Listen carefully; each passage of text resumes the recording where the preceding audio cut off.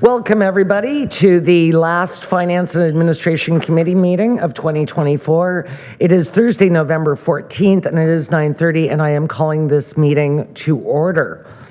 As we gather today, we acknowledge on behalf of the County of Renfrew and our community that we are meeting on the traditional territory of the Omama-Winini people. We thank the Omama-Winini people and express our respect and support for their rich history. We are extremely grateful for their many and continued displays of friendship. We also thank all the generations of Indigenous peoples who have taken care of this land for thousands of years. And with that, Ms. Wilson, has roll call been taken? Through you, Chair, yes, roll call has been taken and we have quorum. Excellent, thank you. Is there any disclosure of pecuniary interest or the general nature thereof? I see none. So at this time, I have a recommendation that the minutes of the October 17th, 2024 Finance and Administration Committee meeting be approved. May I have a mover and seconder, please? Moved by the member from North Algona-Wilberforce, second by the member from Laurentian Hills. Discussion, any errors or omissions? I see none. All in favor? Excellent. Thank you, committee. And at this time, I will throw this over to our CAO for the administration report. Thank you. Good morning. Thank you, Chair. So there are no delegations. So as my report, sorry, I'm just flipping pages. I've got two little systems going here today. My report starts on page 13. And the first two items, first three items, I should say, came out of the Health Committee yesterday, the Health Committee report yesterday. And our funding allocation notices are just, again, a piece of information from the long-term care, and the first one is a funding allocation notice for Behavioral Supports Ontario that the County of Renfrew's long-term care, specifically Bonaventure Manor, will be receiving $42,000 to support training or equipment needs. So that's that. Item number two is, again, a community commitment program for nurses in 2024 to 2027, a supporting agreement.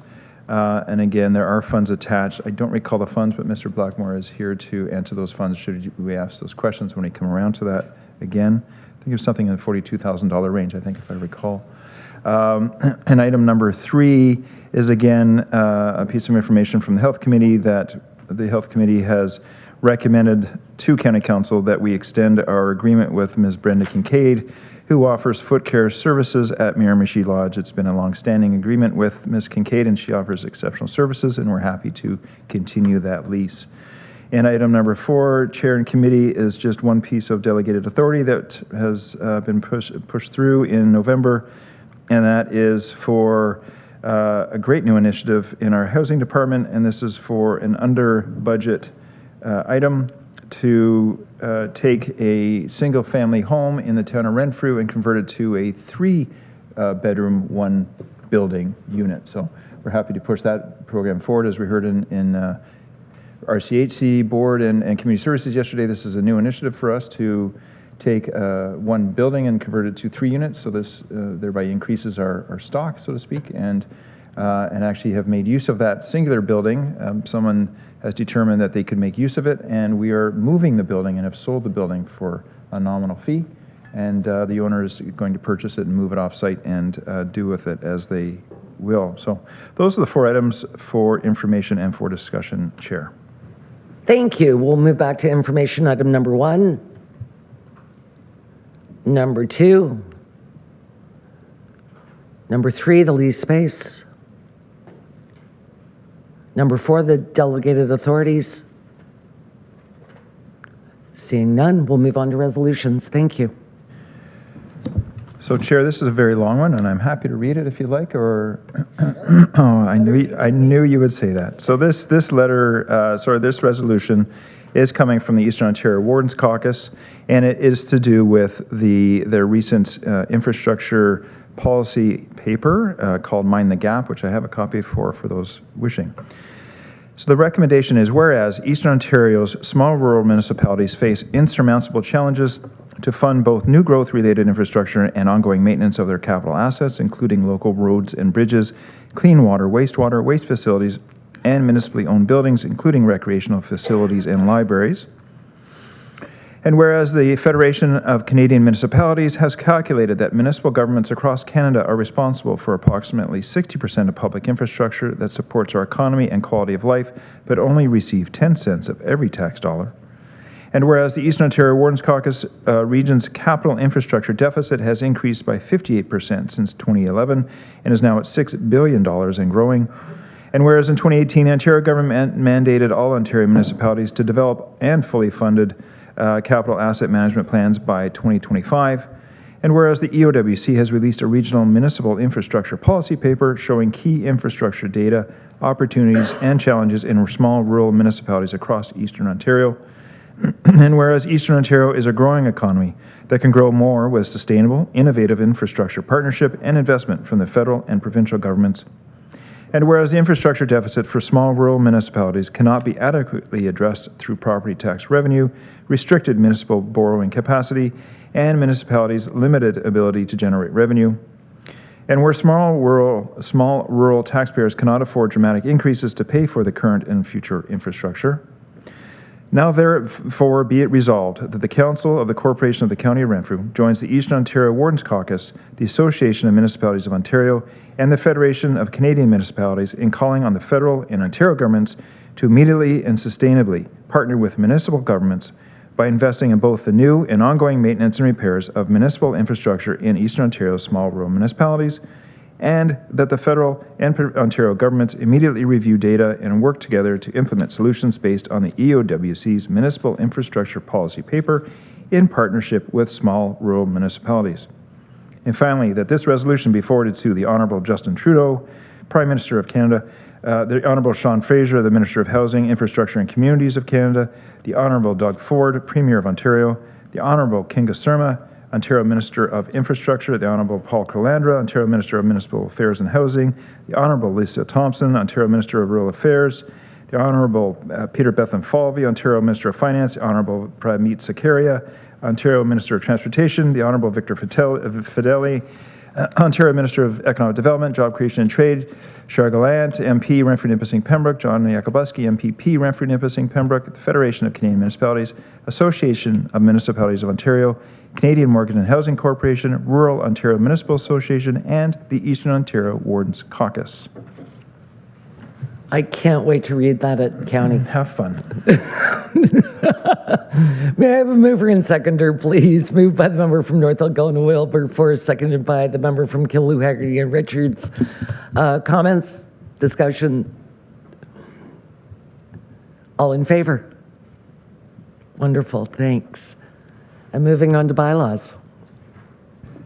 Thank you, Chair. So item number 5 is a bylaw that has, as there was direction to bring this back from the special council meeting of October the 28th, and this is to deal with a procedural bylaw.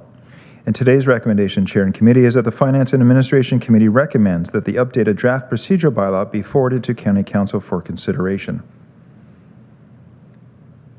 I will ask for a mover and seconder to get it on the floor, please. Moved by the member from Almaston Bromley, seconded by the member from Brudenell, Lindock, and Raglan. Background. Thank you once again, Chair. So again, the procedure bylaw is attached in your package. It does start on page 18 of your packages. We have made several changes. Of course, there were a series of motions that were made at the October 28th meeting. Then they have been incorporated into this new bylaw. And of course, since that time, another set of eyes based on those changes meant that the structure of it had to change it slightly because of the term of warden, and there's suggestions of different terms of striking committees and whatnot. So because of the clarification, or at least the motion that the council would retain the 1-year term of warden, those clarifications or errors were fixed. There were some other minor administrative changes as well, and they've all been noted in your bold and strikeout version. The agenda and meeting date times was clarified in here. There was some wording clarification on external board representatives. Of course, that was a motion going back a few years on written reports to council. So there's just some clarification on that for your consideration today. There was quite a bit of wording changes to the notice of motion, which I believe is section 17, I believe, and then some updated wording on recorded voting, and of course some updates to the terms of reference based on 5 committees and the different structure of joint services and who reports to what and how and all those different things. Also included in your package at the very end of that, sorry, I'll just refer to a page number for those following, is page 89, is your draft calendar of meetings based on this current new structure of committee of the whole. So I'm happy to run through all of this page by page. I think that would be fairly redundant. I know you have had time to review this since October, since the last week when this is distributed. It is in bold and strikeout, and I would entertain questions instead, and we'll go from there. Thank you, Chair. Thank you, Mr. Kelly. Questions, comments, concerns? Member from Amherst Bromley, please. Thank you very much, Madam Chair. Through you and perhaps with Mr. Kelly, there's 9 discrete items that I wish to address, and I have the pages and the sections, etc. What I would propose is that I raise these and discuss these because ultimately it would be I would be disposed towards a motion to amend on these, but I think my preference is to understand what these are and to get direction upon conclusion of that as to how to proceed. I will leave that to your judgment. That's absolutely fine. Can we do them one at a time so that other members can weigh in, please? Absolutely, we will. Thank you. Yep, absolutely. So the first item can be found on page 26, and it's definitions, and it's fairly small. I think it's time to retire a very arcane word, which is closed session, or in camera. I think that it's become redundant now. I think everyone almost refers to it as closed session, and I think that it is should now be relegated to the history bin. The second one can be found on page 48, and again, this is perhaps substantive because I did address notice of motion, I guess, at the special meeting when we were discussing, so I'm going to raise again.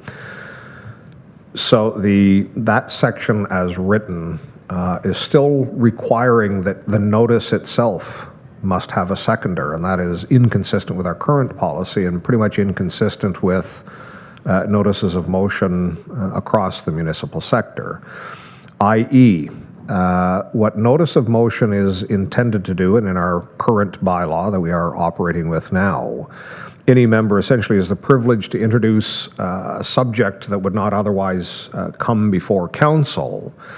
And it is the antithesis of that privilege if it requires a second.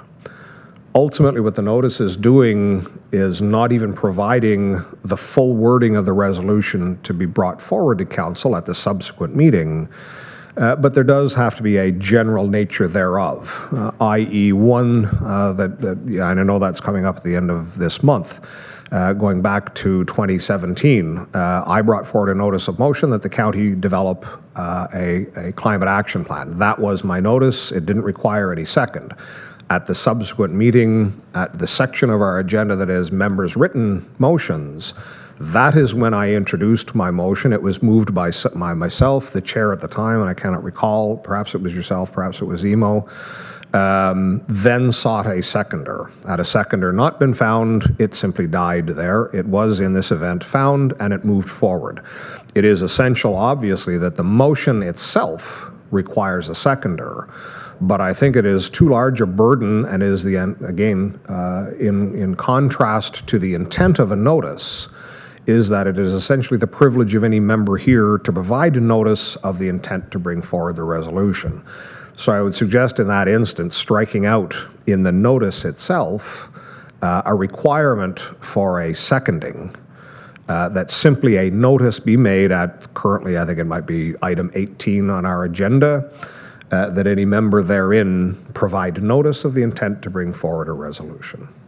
The wording in the current bylaw, I think, would be satisfactory. Did you wish to address each of these? I'm not going to lie, I missed that because you're right. Generally, I think somebody just brought a notice recently. Councillor Lynch. Thank you. Councillor Lynch brought a notice, and then the subsequent meeting, He had it in writing to get a seconder. The wording of the motion itself, Right. as distinct from the notice of bringing forward that motion, absolutely would require a second for council to take it up in consideration. And that is all I am attempting to do.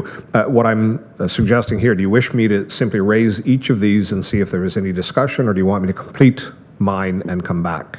No, I want to do them one by one. Okay, so I'll leave it at that point. All then. right, so thoughts? Thank you, Chair. Great point, and I absolutely note your comments. We are, I believe, fine with the current wording, which would be the wording in number, sorry, in our current, excuse me, item number 66 in your current procedural bylaw is suitable. I will suggest, though, and there's two sections, A, B, and several subsections of that. I would ask, if we were to revise now section 18, notice of motion, I would request respectfully that we retain what is numbered in your page on page 48 is 18.7, where it talks about 2/3 majority. I know it talks about that in different sections. It just allows that 2/3 if it's a matter of time sensitivities. It again talks about that motion being brought forward if you have 2/3 if there's not notice provided within the timeline. That's all I would suggest. So then it would require a seconder. In that very time-sensitive instance, right? I know that that's not the notice of motion, but it's in the, I think that says a notice of, well, I see where you're going. That's not the notice. You're talking about the actual motion itself. And that's really the motion. I think that is captured later on in actually the actual motion. So I see what you're saying. And that is all that I am trying to distinguish, is that it is a two-step process. And I don't want to bog down this thing, but frankly, if there's a time sensitivity or an urgency to something, then I submit that on an individual member's basis, I'm enormously uncomfortable with that. If it is of importance to the county, there should be some other means, and at the very least, I would say we already have option for that, and to set aside the rules of procedure to allow for that, rather than allow the notice. But specifically here, Mr. Kelly is absolutely right, Madam Chair. It is simply distinguishing between the notice, which any individual member can make, with the obligation to have a written and duly moved motion brought to the next meeting that member would be present at. Okay, I am now picking up what he's putting down, and this should be less of an issue for time sensitivity with 2 council meetings a month. I think we understand that the rules of procedure, to relax the rules of procedure is there. It's always it's one of these Robert's Rules of Orders allowances. So I think we agree with the clerk, who I'm visually affirming, that we are fine to retain item 66 of the current bylaw and substitute that into section 18 of notice of motion, if that's fine by committee. Perfect. So I am certainly satisfied on the version that I am working on, which is today's agenda. I simply struck out any reference to requiring a seconder for a notice. By whatever means it can be provided clarity that no, a seconder is not required for notice. I would leave that certainly at the discretion of the clerk and the CAO. Okay, up to the time that it's a member's written notice. A written notice is part of our current bylaw. Yes. But it is just the general nature of the motion that will ensue.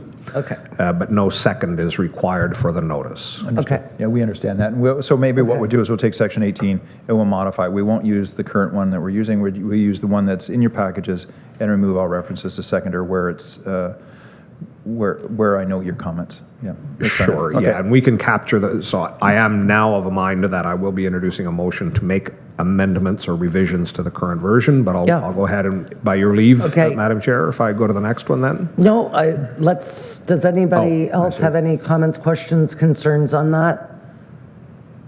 Val, I see you. I just want to make sure you're all good. Okay. Member from Elmiston Bromley, please continue to number 2. Yeah, the next one can be found on page 49. It's section 20.3, debate and amendment of bylaws. And I note that this does provide the opportunity for debate and discussion of the bylaws. And what I'm going to say here is not a proposed amendment, but I'm wondering if somehow we can work into that ideally the debate on the bylaw will be contained within the adoption of the resolution to pass the bylaw. And where I'm going with that is I cannot recall a bylaw that has been passed or adopted by this body that didn't initially begin with a resolution from a committee to adopt a bylaw, at which point typically that's when the debate is engaged. And I would not go so far as to constrain the possibility of having debate when we get to the bylaws section, but I'm just suggesting an added wording that something on the order of ideally debate and amendment would be considered when council is considering the resolution to adopt the bylaw per section 31, and section 31 does contain the process, rather than at the adoption of the bylaw itself. And I'm not even suggesting that that's the wording, but so as to, if meeting efficiency is the ultimate goal here, then the motion to adopt a bylaw, rather than the motion of adopting the bylaw, is a much more efficient means of debate. I cannot recall a time when we have actually debated a bylaw at our bylaws section of the agenda. No, we generally do not. Mr. Kelly, any great ideas? Yeah, no, what we can do through you, Chair, excellent point. What we can do in item 20.3 under debate amendment is what I would suggest is a preamble, I guess, sentence, is that bylaws, the process for disposing of bylaws are discussed as per item 31.1 or something like that, period, and then say a bylaw may be debated. And then that at least refers, it's a circular reference to 31, how the process works, and then it can go back to there.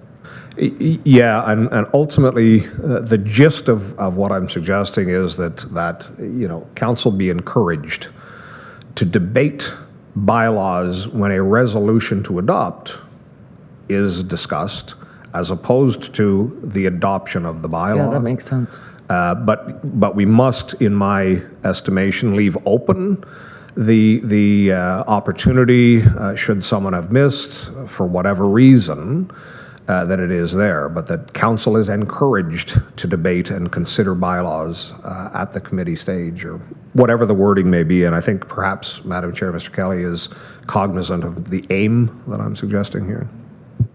But still not precluding somebody when the bylaw is. Yeah, Chair, if I can, all it does is just lay out to say that, this wording is not incorrect. All it does is create that, oh gosh, where do we actually consider when bylaws are saying, so, if I see this, debate and amendment, then I can just go to 31.1 or whatever that section 31 is, on how the process, it's just a reference to that, on how bylaws are disposed of, and then this just goes back and suggests how they are debated. It is ultimately very similar to virtual. I think in the preamble to the virtual attendance, there is language such that ideally members shall be physically present, however, something on that order. Okay. Any comments on this item? Member from Killu, Haggerty and Richards, please. Thank you, Chair. Just to further that conversation, in 20.3, can we not put in brackets where it is attached to, like 31.1, whatever that clause was? I think that's what Mr. Kelly is suggesting. Okay. Yeah. Thank you. Anything further on this item? Number 3, member from Amherst Bromley. Okay, this can be found, committee will find this on page 54, and it is with respect to recess. And it's fairly simple. This one is more housekeeping, I think. So just yesterday, and I think typically, sorry, perhaps I am incorrect? Sorry, my pages are out of whack. Could you refer to this section? Oh, sorry, absolutely. It is 23.4. 23.4. Sorry, that's wrong. I'm lying. No, I'm not lying. It is 23.4. Stop lying. H. It is 23. There are a lot of 23.4s. This is H. Okay. Recess. And it is recess.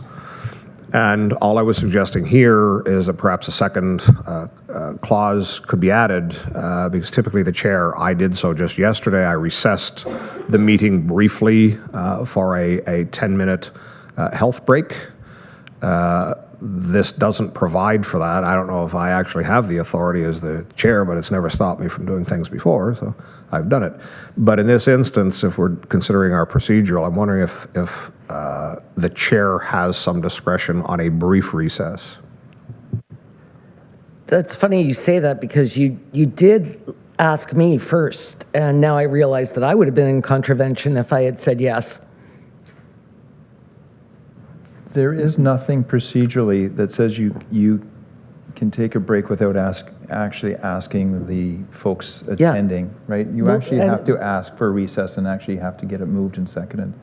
We never do that, though. We have not done that, no. And I'm happy not to include recess in there and keep it the way it is, but we've tried to clarify this in terms of regular governance to ask for recess. I mean, it's as a user privilege motion or other one that, you know, if turn the heat down, or all the, you know, I want to take a break or need to go to the bathroom, all these other ones are privilege motions.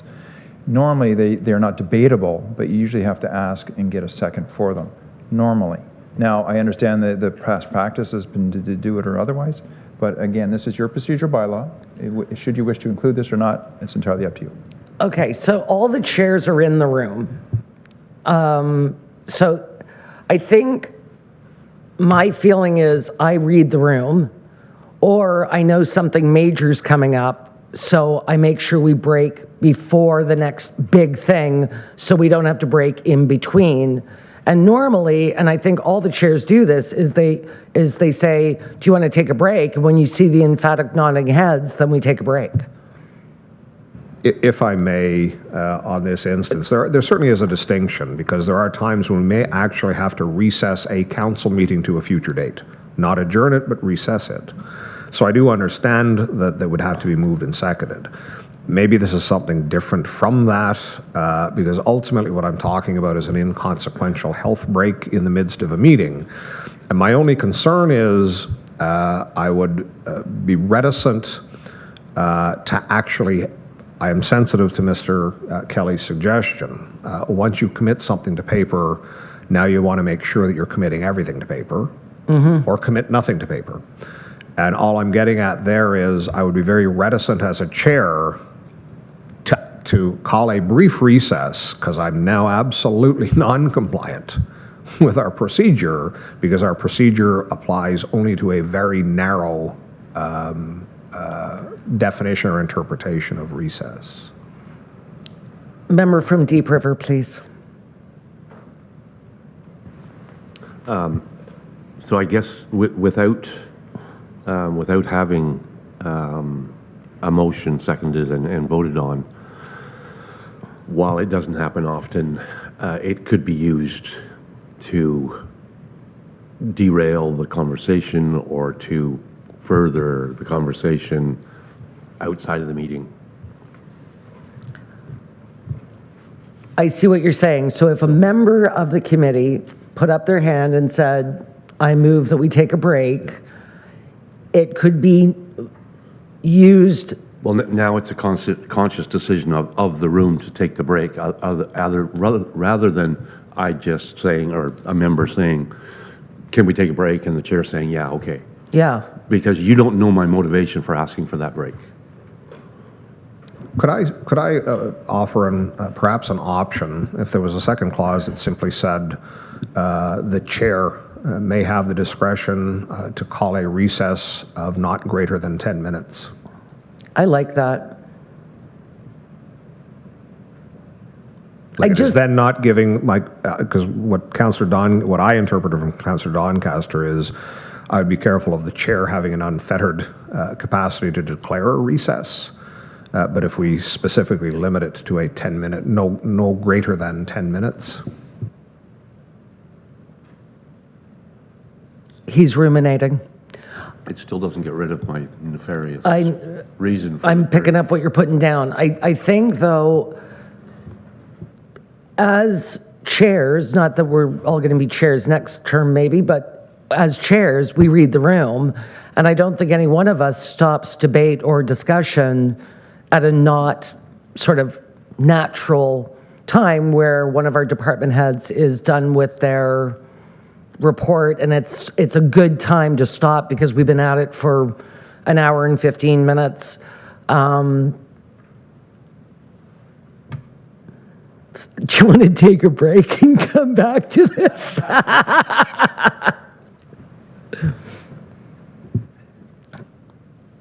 Or do we change that recess, the H, to recess? As Mayor Donahue said, the recess is actually to recess the meeting to a later time and not a bio break. My learning is a recess is a recess is a recess, right? There's no definition otherwise. Now, we can verify that, but a recess is a recess, right? You are stopping the action and the orders of the day and continuing at another time, right? I understand your point. I'm not debating the reasons why and otherwise, but you are stopping the orders of the day to take them up at a different time, whether it be 10 minutes or 3 minutes or 10 minutes or whatever else. Unless there's an emergency or the temperature of the place is too hot and you need to turn it down or whatever else. Those are points of privilege. You can stop the meeting without debate. But this is that you've got a series of 17 people, and if the chair calls, and Councillor Doncaster's points are not wrong, if the chair says, if it's unruly and all of a sudden stops the meeting without second, it just means you're maybe thwarting the business or otherwise of the day, right? That could be happening. A recess is a recess, but we may be able to find a path through, but I don't know that at this current time. I may have that by the end of today after we take a recess. Can the chair make the motion and have it seconded? Chairs can make a motion. So I've got Killu, Hegarty, and Richard. So ostensibly, it could be the exact same as we're doing it now. We just need to vote on it. It's not debatable, and that's the whole point of a recess, is that you normally wouldn't get a second. Somebody else is going to read the room. Things of maybe the temperature has gotten hot, literally, figuratively, because maybe somebody's arguing a point. Chair says, I think we are going to call a recess, and moves that recess, and you likely will get a second, right? But it allows not to, the chair, therefore, is not the oligarch of the whole meeting, right? You actually have a seconder. Of course not, yeah. But not to say you are now, but it's formalizing what we've been doing. Again, it's your procedure bylaw, but this is the formalities of Robert's rules, right? So anyway, and I don't disagree with that. point. I'm just saying a bio break is very different than a real recess. Right. But I do have the member from Killu, Hegarty, and Richards on deck. Thank you. It's still the discretion of the chair.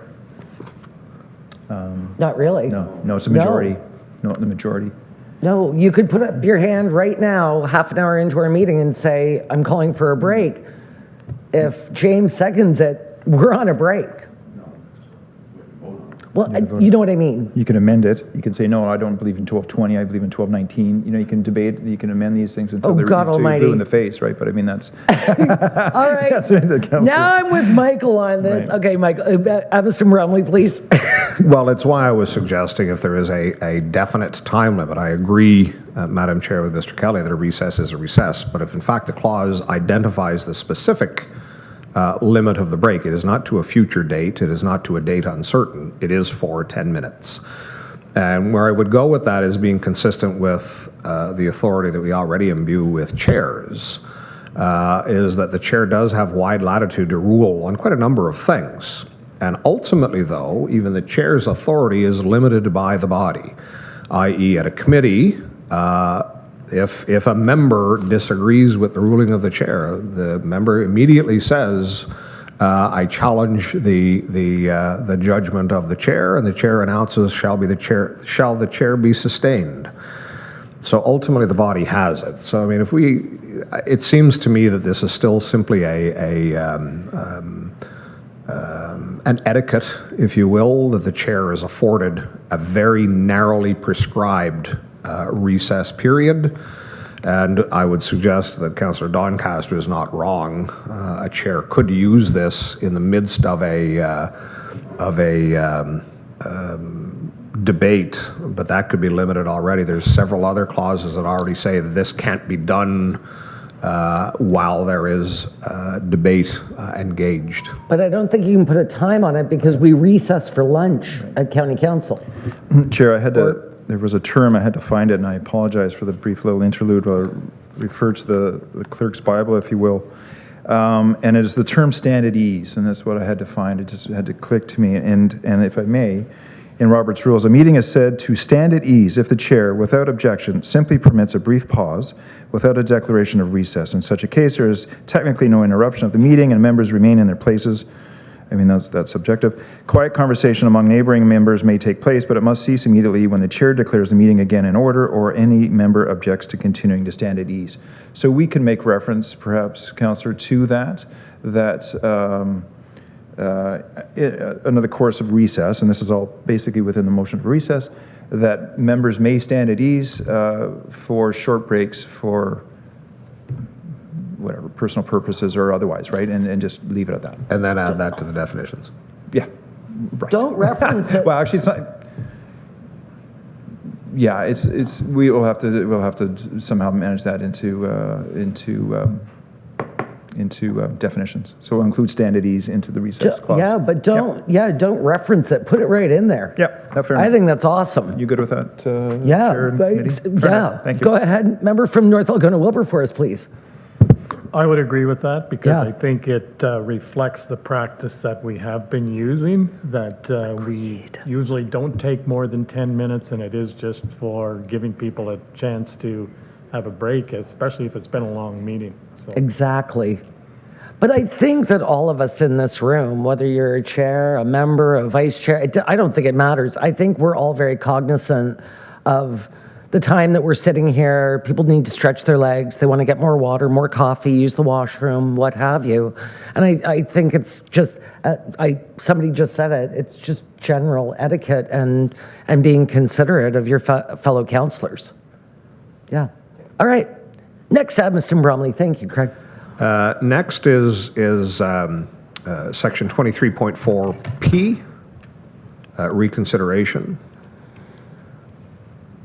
And on this one, I am recommending that we return to our current, because one of the things, there are some substantial differences between our current reconsideration, our current procedural reconsideration, and the one in front of us.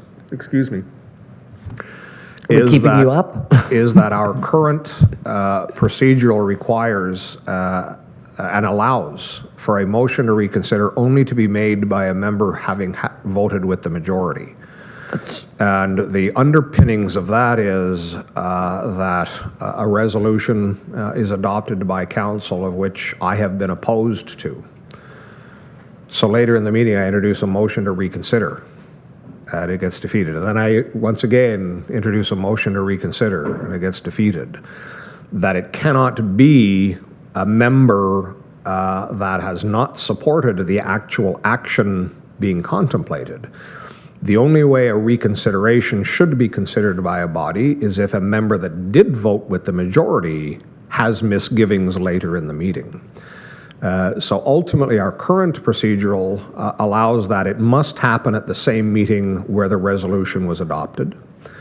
It does provide that it must be a member that voted in the majority that introduces a motion to reconsider. It can be seconded by anyone. And finally, our current procedural says that to pass a motion to reconsider does require a supermajority or two-thirds. And I think that that is appropriate. For any action that is going to be undone by a body, it should take a higher threshold than that which adopted it to begin with. I don't disagree with that.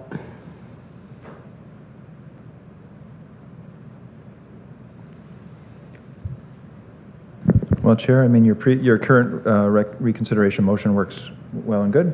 I'm happy to reinstitute it, I think. Clerk, I think we're fine that way. Yeah, we can reference, so just for the point of the minutes or the report, is that we will substitute item 23.4P with our current item number 64 from the current procedural bylaw.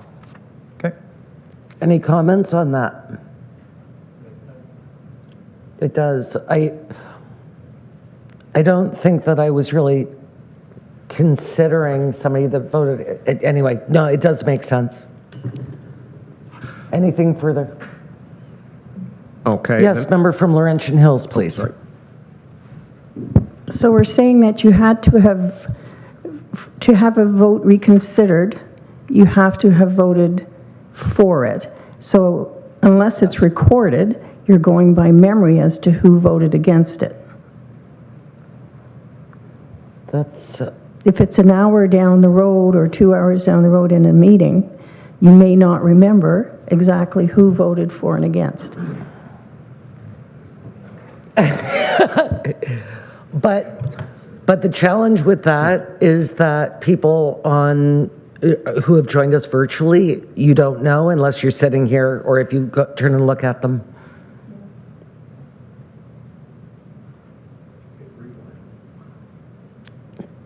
What's that? So I will ask when taking the minutes, are we causing angst if we ask you to note who voted against? Oh, but that's not something we do. I know. Right? I mean, we only record votes when it's asked to be a recorded vote. I mean, we have the ability now with Diligent to do that, but that is not the ruling of any consensus vote, right? I mean, when the chair calls a vote, it's by consensus and seeks the majority of the room, and we don't look for individuals. But my colleague is not wrong. Absolutely, she's not wrong. So how do we mitigate somebody that was against it? We're not. I don't know. We haven't That's had a very good reconsideration in a I don't long know. time.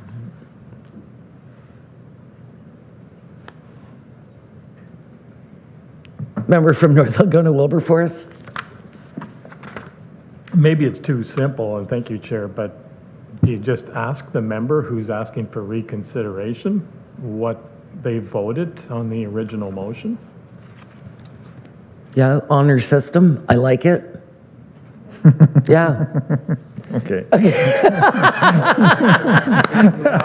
That's brilliant. I don't think, That was- respectfully, you all have a lot on your minds on a regular business, the business of your own municipality. And this municipality, you got to remember what you voted 8 months ago?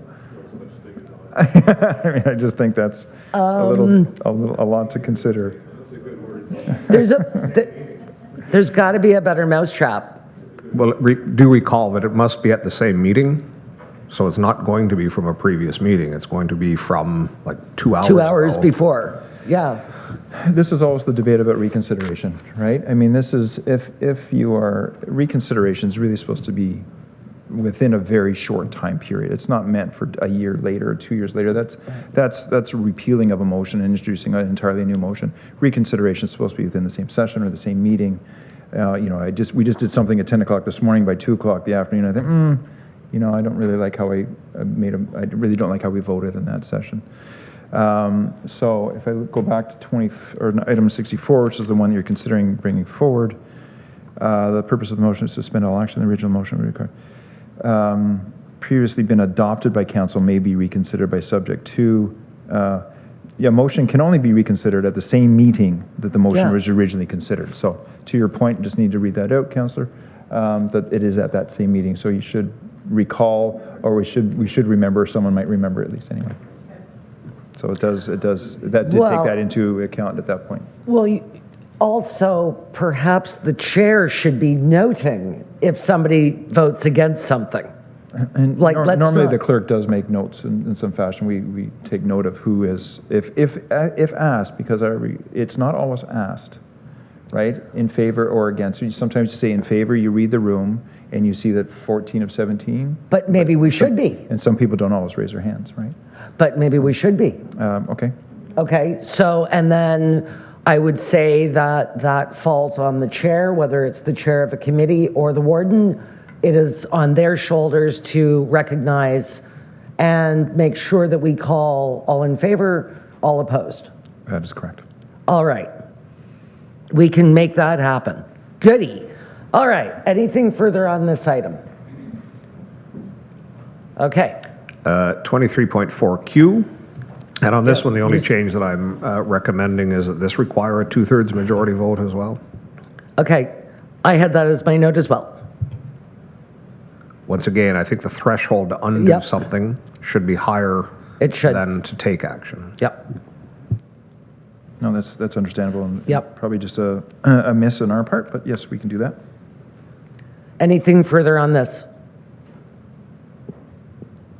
Thank you, that was in my notes, so I'm happy that you brought that up. And further? 25.6A and B. Warden refusal to act. And there are two clauses, A and B. Yep. They became redundant when in fact the term of the warden returned to 1 year. Because the time period and consequences cited now in Clause A are exactly the same as Clause B, i.e., the period for the warden to have refused or neglected is 6 months, and that had to revert in councils not extending the term to 2 years. Initially, as you can see from the Walden strikeout, had it been 2 years, then there was going to be 18 months would be the period within which the warden refused to act. And then there would be Clause B required if it was in the last 6 months. Right. Since it's all 1 year now, there is only a 6-month period. So B is just redundant. That's right. I've lost my page again. Can you? Sorry, I'm sure that as being I don't- page 59. I'm with Ann. My pages are, No, I just want to make sure. yeah. Oh, here we are. Yep, sorry. For some reason, okay. Should the warden refuse to act without a legitimate reason for a period of more than 30 days within the first 6 months? Aha. it's just B is redundant.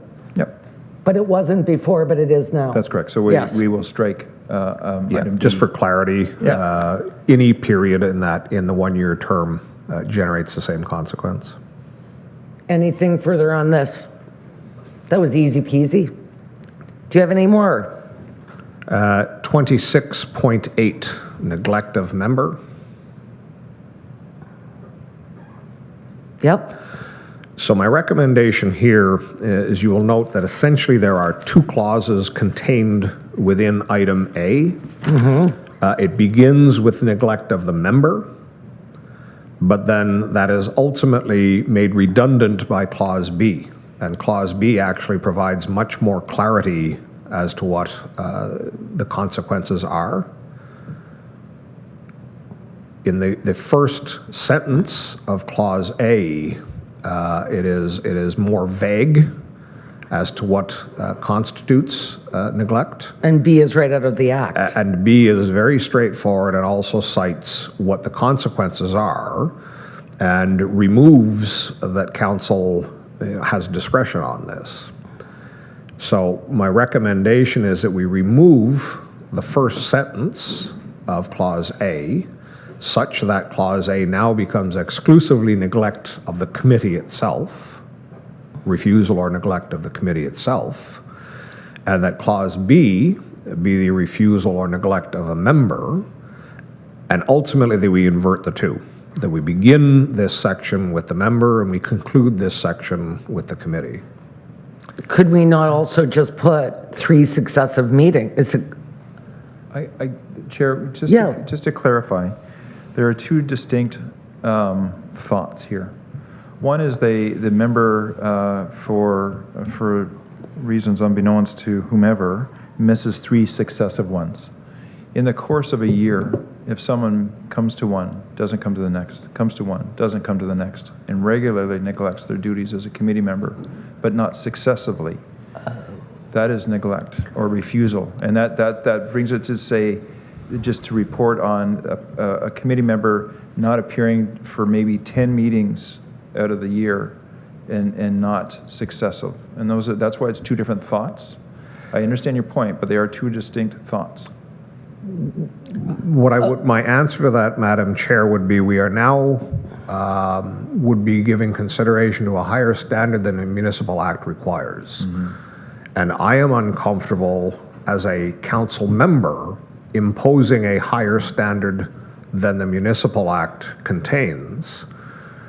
In fact, I would be opposed to doing that. There is an expectation upon each member that they fulfill their role.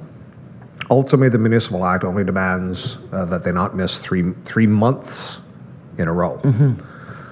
So I am not disposed towards imposing a higher responsibility than is contained within the Municipal Act. I don't disagree that B should go first. That's fair. I think this, from our understanding, where this has been included before, is in a case where you've got perhaps a committee or several members of a committee not in favor or not in support of the chair, and en masse doesn't appear regularly, and the business of that committee is not disposed of because of lack of support, thereby leading to lack of quorum. So then that would be, it would rise to the point to say, hey, heck, I can't get the committees working here with the current membership. Then the striking committee would have to be called to say, let's either reform the chair or reform the committee to get it working properly so we can actually dispose of the business. Is this about me? This is entirely about you, Chair. Well, if I might, Yeah. ultimately I would say we have, when we take up committees again in 2025, if quorum is challenged, it's an enormous problem since all of council shall now be quorum.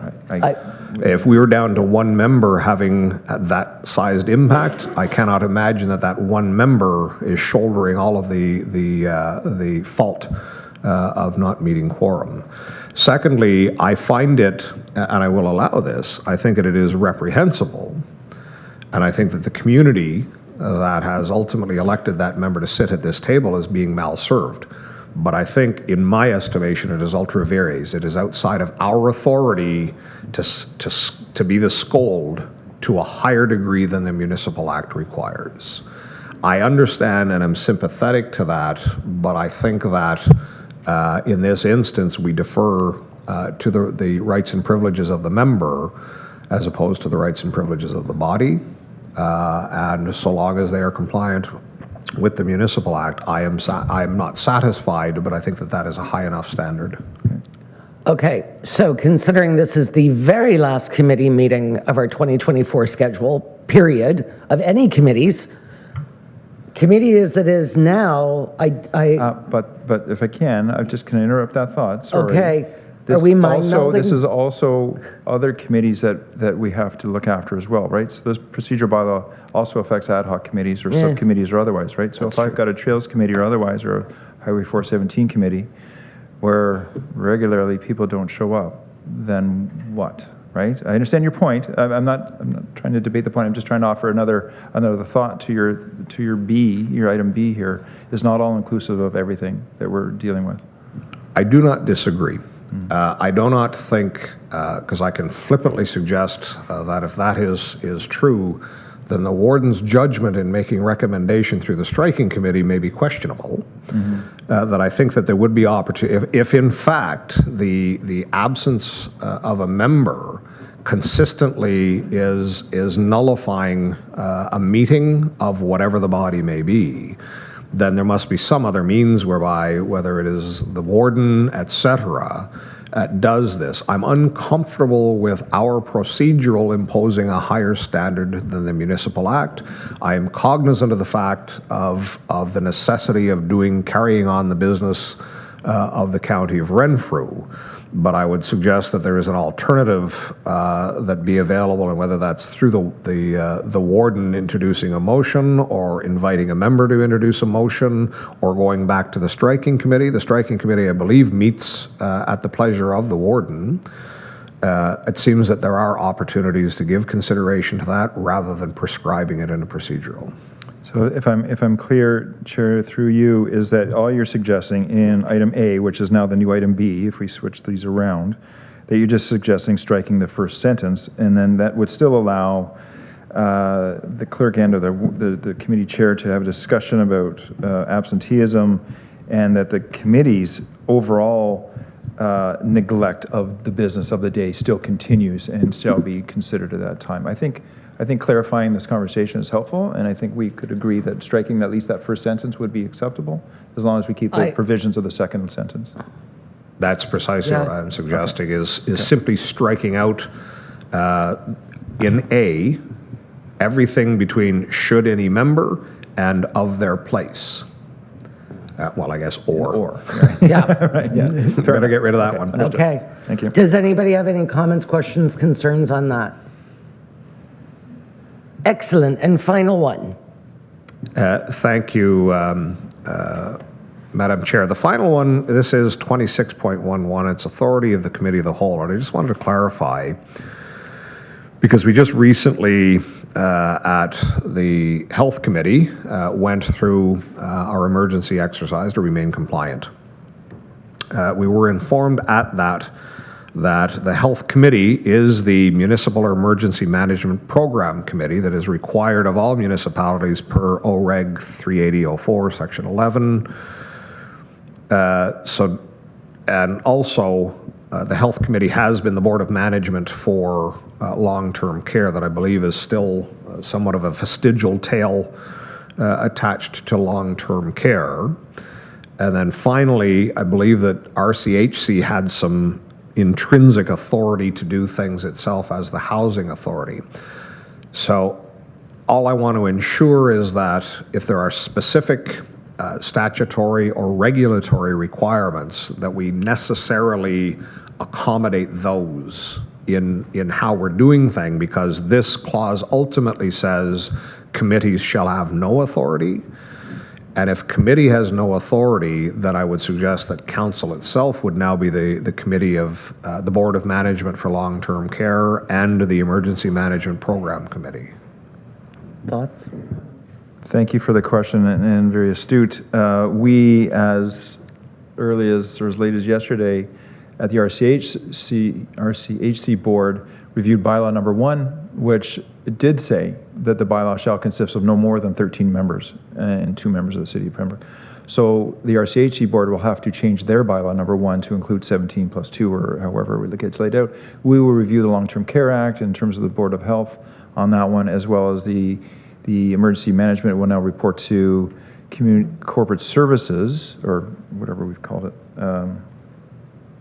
It is corporate services. Because emergency management will report to corporate services, because emergency management is not a shared responsibility with the City of Pembroke. So we will determine those 2 other acts to make sure that we are compliant. Okay, and all of this was simply to ensure that any follow-on implications of an action to move to the Committee of the Whole, we ensure that we accommodate those. Presumably it would be within the terms of reference, though I am uncertain how they may be. But this is where it becomes a little bit more complicated, is because they may cascade into others, and it's vitally important that our procedural not be in conflict with any other requirement. And I'm just putting this in front of staff to make sure that T's are crossed and I's are dotted in regards to this.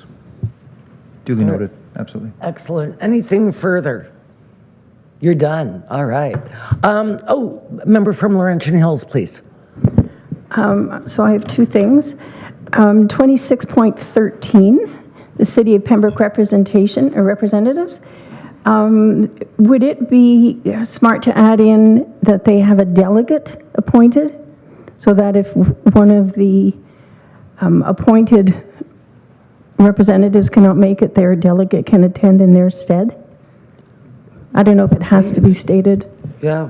So through you, Chair, great question, and this has come up because there was a regular absence.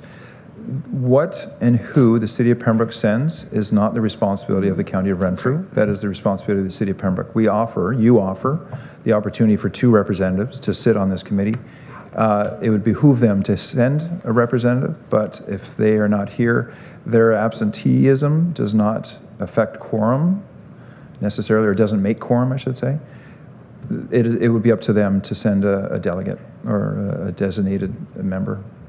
Right. That's where I understand your point, but again, we can't impose our procedural bylaw on them. That is up to them. Okay. But You are not incorrect, because I've had a meeting that I drove all the way here for and couldn't have it because I didn't have quorum. So you're not wrong. Please continue. The terms of reference for joint services, Community Service Committee and Joint Services Health Committee, the composition, so can they both be the same?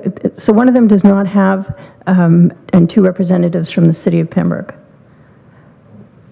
So the Community Services Committee is missing that terminology. Chair, just to clarify, I'm on page 76, or page 58, I guess, of the procedure bylaw, however your pages match up. Yeah. So I'm looking Yeah. at terms of reference for Joint Services Community Services Committee, where the last line of the preamble, the City of Pembroke shall be entitled to appoint 2 members to the committee. And then again, on the Joint Services Health Committee, the City of Pembroke shall be entitled to appoint 2 members of the committee. So I just want to be sure that we are reading from the same song sheet. We are, but if you read the first sentence, it says the Joint Services Health Committee shall be comprised of members of the County Council and members of the City of Pembroke. Oh, I see where you are. That is not Sorry. in Fair the enough. Okay, fair enough. Thank you. We will make that. Good at That it. was an error. Good at Okay. it. Anything further? Member from Killaloe, Haggerty, and Richards, please. So if, when we have this meeting, there'll be 17 municipalities and 2 members from Pembroke? Yes, for those 2 joint services committee meetings. Now, will those 2 individuals have 1 vote or 2 votes? 2 votes? Well, They have 2 They have votes, 2 yeah. They have votes 2 now. And just a housekeeping thing, where will they be situated in the room? That's a good question. We'll find them a space. Yeah, we will. This room used to house 34 people, or 35, That's right. 35, or whatever the number was. So yeah, 36. 36. You do recorded votes, but they're not weighted recorded votes at committee. They are recorded votes. Right. Anything further? Member from Abbotston Bromley, please. I think that was the discussion. I just wanted, currently, a weighted vote is only afforded to council, not to committee. Recorded votes are available for both council and committee, but they may not be weighted at committee. I'm Exactly. assuming that endures in the committee of the whole, as it is currently structured for standing committees. Chair, that certainly does, and I think it's laid out in the weighted vote section and the voting It section is. here in the procedure bylaw. And so some of our members who don't sit on health committee or community services don't realize the voting at the structure now. So great question. Okay, anything further? So I have a question.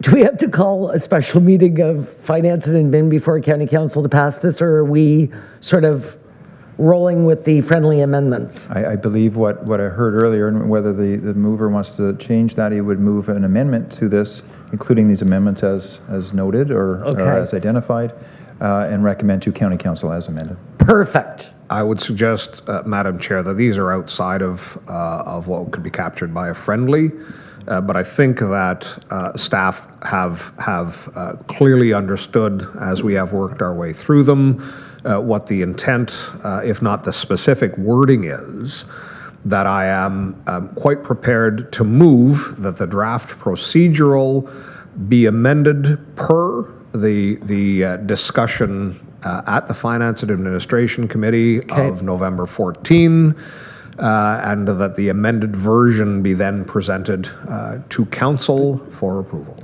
And recommended. Do you have a seconder? Yes. Can I just, I'm going to really be procedural here, because you already have a motion on the table to adopt it, so I think the motion should read that you amend the original motion to include the items as identified today. The 9 items. Oh, I guess 10 items. Yeah, the items that were substantive, and then that would put the original motion as amended on the floor. Correct, yes. Okay, let's- I apologize, of course, the motion that was contained within the written report delivered unto us was quite clear, and it has been moved and seconded and put on the table. So what I am introducing is a motion to amend that motion, that the recommendation be for an amended draft procedural bylaw. Okay, and you are seconding it. Member from Deep River, All in favor? Okay. Oh yeah, but everybody voted in favor of that? That was unanimous. See, I'm learning here. All right. Now, the original motion that was on the table that I had a mover and seconder for, all in favor? Opposed? Oh, as amended, sorry. All in favor as amended. And that is carried unanimously. All right, the report as a whole. Member from Amiston Bromley, seconded by the member from Killu, Haggerty, and Rich. Oh, sorry. Just mostly a housekeeping question, because it's not contained within the resolution at all, but there is attached a draft calendar that has omitted budget workshop. Okay, yes, let's talk about that. Happy to talk about that, Chair. Yeah. Thank you very much for noticing that, and that was part of the conversation to be had. It's not part of the resolution, I understand that, because we have not, we have years ago adopted changes to the calendar. We just launch the calendar, and then we only accept motions to change that when it happens. So what I'll suggest to you is that is included too. I think I referenced that earlier today. What we're suggesting, and I have had a brief conversation with the current chair, respectfully, I don't know what's going to happen after December 10th, but we'll see. After your little speech, I don't know. Is what we're proposing in terms of timing, and I've talked with the treasurer, I've talked with the directors, is that we believe the days of committee of the whole could be best served to concentrate on those budgets for those committees on those 2 days, and then bringing back the budget for the first week in February. So basically in January, on the 15th of January, we would be receiving reports on the Joint Services Health Committee, the Joint Services Community Services, and the Corporate Services budgets. Then we would hold those in abeyance or hold those to the side until we review the counts or the development of property and operations budgets on the 29th. And then as a whole, we'll bring all that budget back to February 12th council meeting for final disposition or changes instead of a 2-day budget workshop. And that's what we're suggesting to, but again, we are open to suggestions. It's a weird one because of Roma and because of meetings and all these other things in there. It's proving difficult to have meetings. Member from Amiston Bromley. Thank you, Madam Chair, and thank you through you to Mr. Kelly. So at least I understood that it was anticipated. It is just not in the format that we've become accustomed to. I am not in favor. And the reason I say that is because I do acknowledge that each of the standing committees heretofore, at the January meeting, one of the components therein was always consideration of that departmental budget, but it was simply one item of many. The business of the County of Renfrew was conducted at each of those standing committees. It was not exclusively the budget. We delved only into that. The other element that I would suggest is that having done so at committees, and I would still anticipate that that's going to likely be done at the dedicated committee of the whole within each kind of section therein. But ultimately, when budget workshop happened, that was not a committee, it was council that held a meeting that, and I do not recall, has it been 2 years both of the budgets passed in this term of council? I know it was, 2 days. It was certainly 2 days in the adoption of the 23 budget. I think it was also 2 days. A day and a half. But it did Defending myself here. 2 days. So this would be substantially diminishing, in my estimation, the opportunity to fully engage and debate. And I would much prefer, I do anticipate that the departmental budgets will be considered at the regular committee of the whole dates. But I would still submit that it would be much more appropriate and reasonable to continue to have budget workshop days of special council. Okay, so here's my thing. Oh, you go ahead, Killu, Haggerty, and Richards, then I'll weigh in. Thank you, Chair. I also agree with that. I think to shortchange the budget process. I don't think it would be healthy for our group.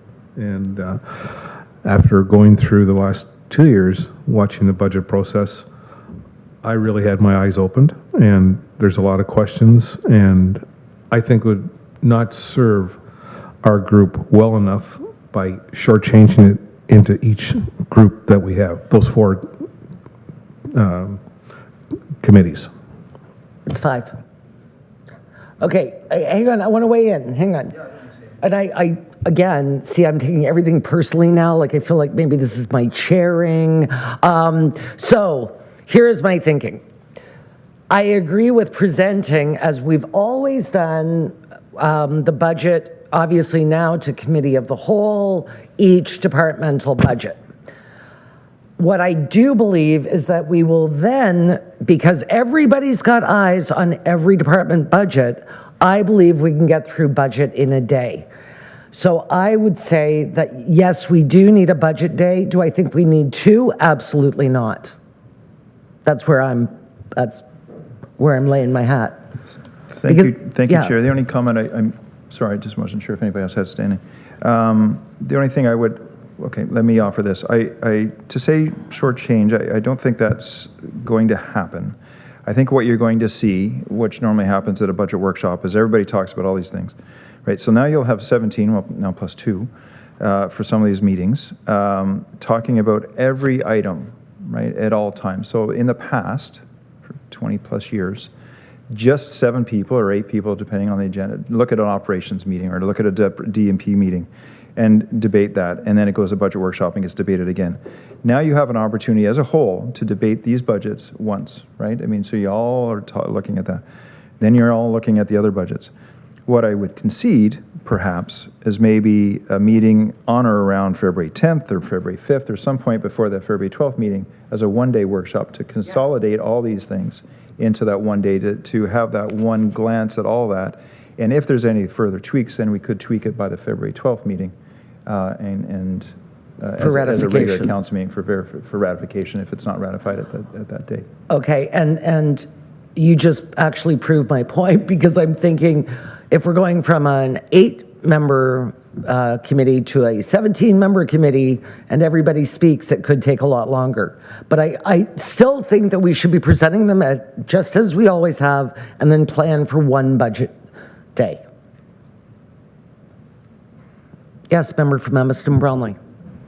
Thank you very much. I'm still not persuaded, and I'm going to synthesize perhaps both Councillor Mayville's comments and the response from Mr. Kelly, that I think that incontrovertibly something is going to be shortchanged, because in the January meeting, this past January of the Health Committee, it was not consumed with budget, as budget is at budget workshop. There was other business of the Health Committee to tend to. And I am of a mind that perhaps it is not going to be a discussion of our budget moving forward at Committee of the Whole in January. But I suspect if we're anticipating an engagement, a heightened engagement, a robust engagement on the individual departmental budgets, it's probably going to shortchange other items of business that would be considered at our January meetings. And I think that is so. I would certainly invite all of the other chairs in the room to go back to the January meeting of this year and how much time was consumed with the budget and how much was still allocated to other business of the departments within your committee remit. Oh, I have lots of thoughts, but so What you could do. Well, all I'm suggesting is under the new format, it is anticipated that, and I'd have to look, quite honestly, Councillor, at the January meeting. I don't have it in front of me. I'm sure I could find it easily. Is the items that were considered or to be considered as consent items as information pieces, right? And what we talked about and what the debate was. Right. I will offer that there were several, if I look at even this week's meetings, which were all very productive, but there were several information items that took time. I will also note that we have, you have approved $36 million of $55 million already to move ahead in the capital budget. So a large portion of the capital has already been determined and is moving forward on that. So we'll be largely debating the variances in capital and if we need to make room, but largely debating operational budget, which is, of course, the meat of a lot of the budget, where we need to tweak and make changes to make it work at the budget levels you have. So I don't know at this point what the directors have in store for us in January in terms of their action items to move forward with. You're absolutely correct on that. I would ask that they limit them to information items, right, as much as possible, or limit their information items as much as possible, unless, of course, they are important. But I don't think in January there would be many action items apart from perhaps one or two, perhaps three large tender items that Capital Works or Public Works would have been being brought forward. So I think for the most part it's small, although my treasurer wants to tell me something. They have to caucus. Oh, true too, right. And the treasurer does remind me, thank you, we did have this conversation, that the city of Pembroke, for all its worth, is part of this debate of the overall budget at the committee of the whole now, right? And this is part of that conversation. Right. So anyway, I'll just impart those pieces of I would thoughts. still add one budget day to the calendar. Sure. Member from Amherst Bromley. Thank you, Madam Chair. And that was one of the elements that I was going to say, even from a change management perspective. In moving completely from the structure that we've all become familiar with into the new structure, I think it does behoove to continue to offer that day. Yeah. Now, perhaps that day is going to be little more when we get there than an assembly to commit to this. I would suggest that probably at the council meeting preceding that precedes each of our committee of the wholes. Maybe there will be opportunity to introduce a motion to waive the need for that. But I am much more comfortable from a change management perspective in moving to a structure that none of us are familiar with and some of us are uncomfortable with, that we should leave at least one dedicated day. What I would remind all of this committee of is when we adopted the budget in 2024, there were 3 days of committee meetings, there were 2 days of budget workshop meetings, and there was a council meeting. So that was 6, and we're talking about moving to 2. So I think for my own sense of comfort and ease in allocating an appropriate timeline to this and recognizing the change management and becoming familiar with the new structure, that at the very least 1 day, that would satisfy me. And I think that we rely on this calendar. We bookmark our days. So I don't think that it's a bad thing. Was there any other discussion on this? They're caucusing over there. We're just looking at dates, Chair. And I think if we may, we'll slide in a Wednesday, February 5th. Or we'll look at, you know, what we'll do is we'll review everybody's municipal council calendars. And I would suggest it's either February the 5th or February the 6th, depending on... That's EDCO. I don't know how many members of this council actually... We don't. Not Do we have typically. staff that are essential? We have lots of staff that are essential, sir.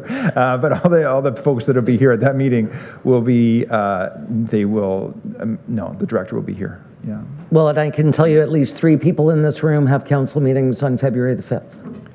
That's what I said. We'll review council, Okay. and somewhere between the 29th and the 12th, we will schedule a budget workshop day in there, and we'll include that in the calendar that gets released.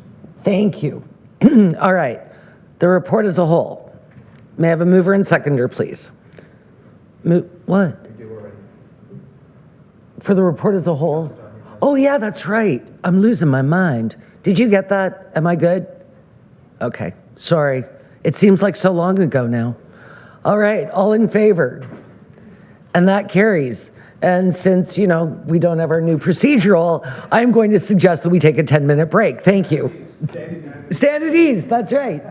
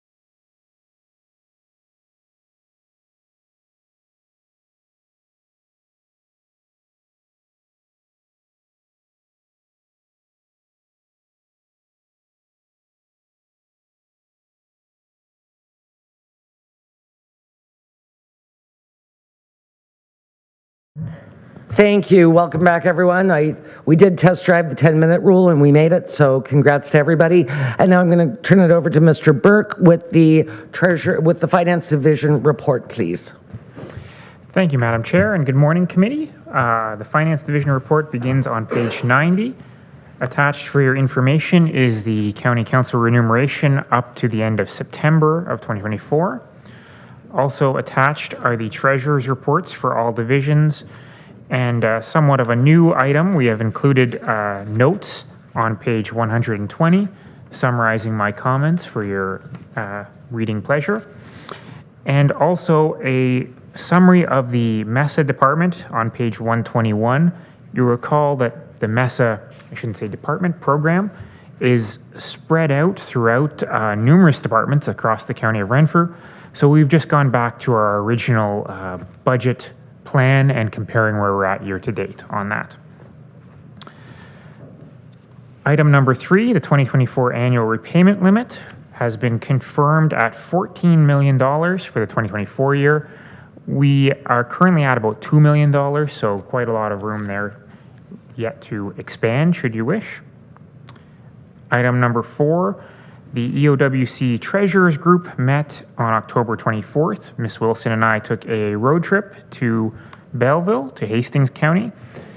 We are the chair of the EOWC Treasurers Group, which follows the chair of the EOWC as a whole, but we typically meet in a somewhat more central location.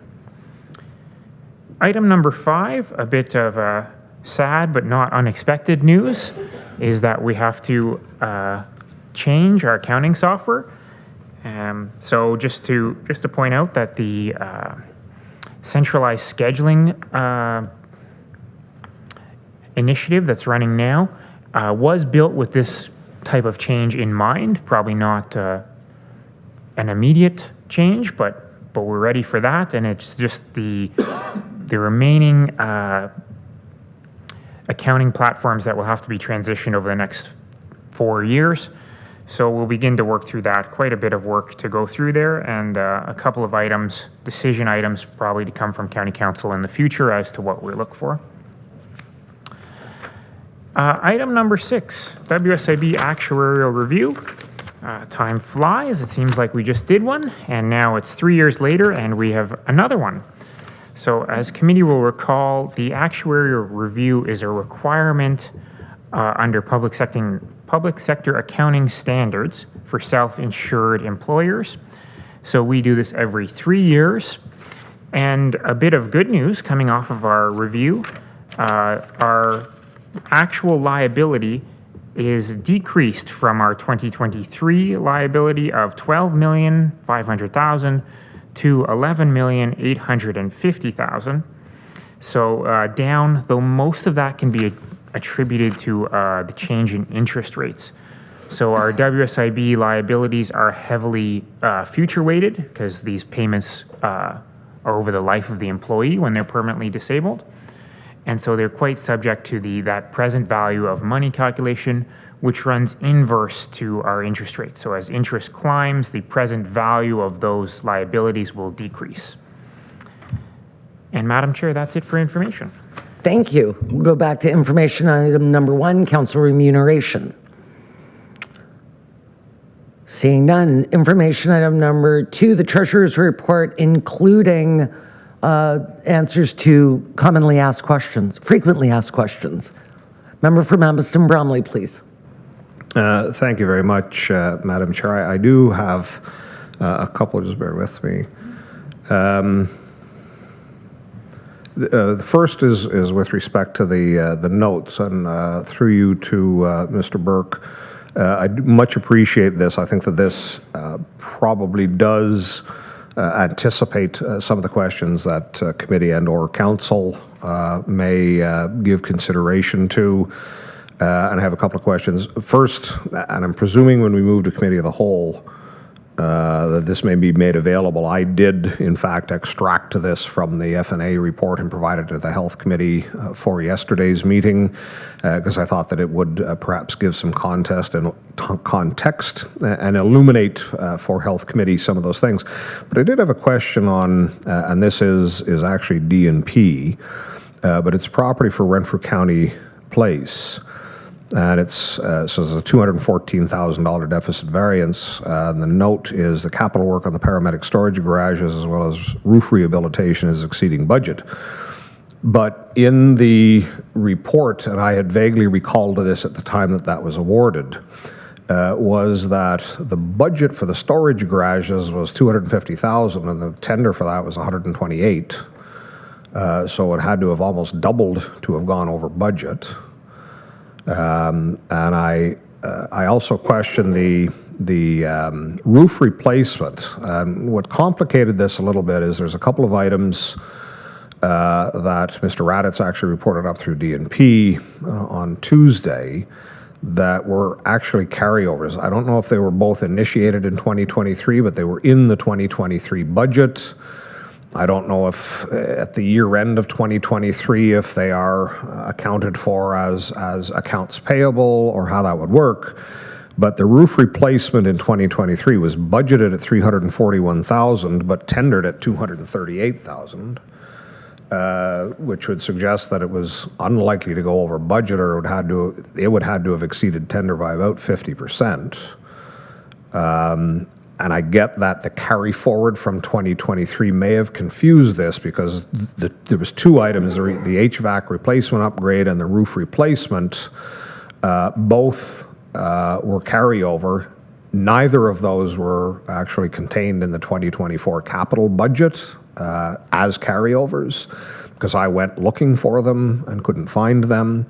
But ultimately, I wonder if Mr. Burke can shed a little bit more light. It seems unlikely, unless it simply is due to the carryover, that those two elements would be leading to the deficit variance of $214,000. Through you, Madam Chair, yeah, it's somewhat of a complicated issue, but so when I say over budget, what I'm referencing is the 2024 approved budget, and frequently things will be amended or approvals will be amended, such as we're going to cancel one project and shift the budget somewhere else, but I'm always referencing that original sheet. The other thing that complicates it a little bit is that my version of capital work is all-inclusive, and sometimes tenders are part of the build only. So to reference the paramedic garage, the original tender was an unheated building. We've since put heaters in and a few other things, which I would all consider as part of the building, as part of the capital, though not included in the original tender as it was done. But you are correct. The vast bulk of the issue is in that carry forward, that the RCP roof project was not on the carry forward list, and the vast bulk of it was completed actually in 2024. So that's our mistake, is that we didn't catch that when we were doing the budget, and it should have been an item budgeted for in 2024, and that's why it's exceeding its non-existent budget, though it was approved by council when it was tendered, but that was 2023. Thank you for that. Further? A follow-up on that specific. So if I'm understanding, and through you, Madam Chair, to Mr. Burke, I think if I'm understanding correctly, so ultimately, because the funds were not expended in 2023, the year they were budgeted for, they ultimately rolled into the working capital fund, or whatever wherever the surplus out of 2023 was derived. Ultimately, then they flowed into working capital.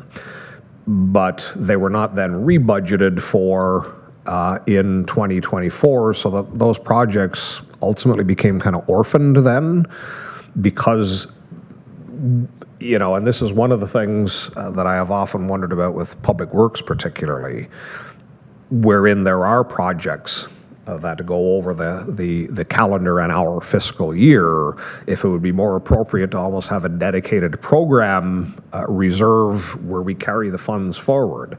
In any event, I think that I'm understanding, if Mr. Burke could just confirm that. So what you're asking for is a WIP, a work in progress, right? Something that's been budgeted for that didn't get done, and it's simply, we're not taking that project off our docket, we're just moving it forward.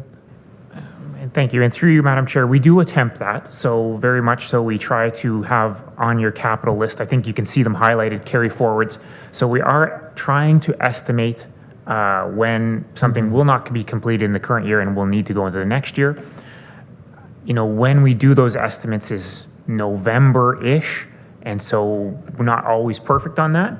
And that's what causes a lot of the problems, was whether we can, especially things like roofs or paving that are very weather dependent, whether we can pull them off or not is sometimes beyond our control.